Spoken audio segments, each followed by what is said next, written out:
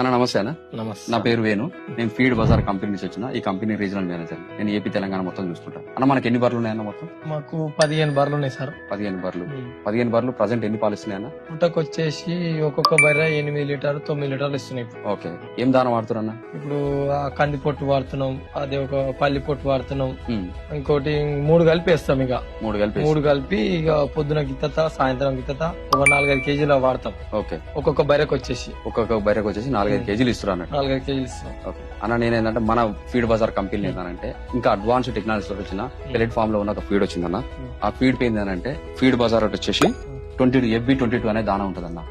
So ఈ దానాలో వచ్చేసి మేము ఏమేమి కలుపుతాం అంటే సోయా కేక్ వాడతాం, కాటన్ కేక్ ఇస్తాము, మేజు వాడతాము. మేజు అంటే మొక్కజొన్న అన్న.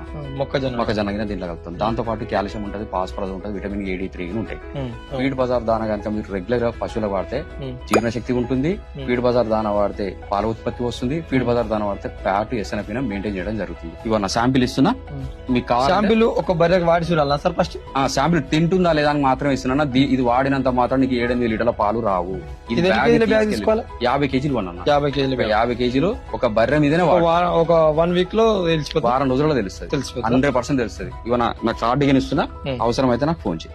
ఇప్పుడు కావాలంటే మీరు ఆన్లైన్ ద్వారా మాకు డెలివరీ చేస్తారా? నా నెంబర్ ఫోన్ చేస్తే మేము డెలివరీ ఇస్తాం. ఓకేనా, కలుస్తాను, ఉంటాను.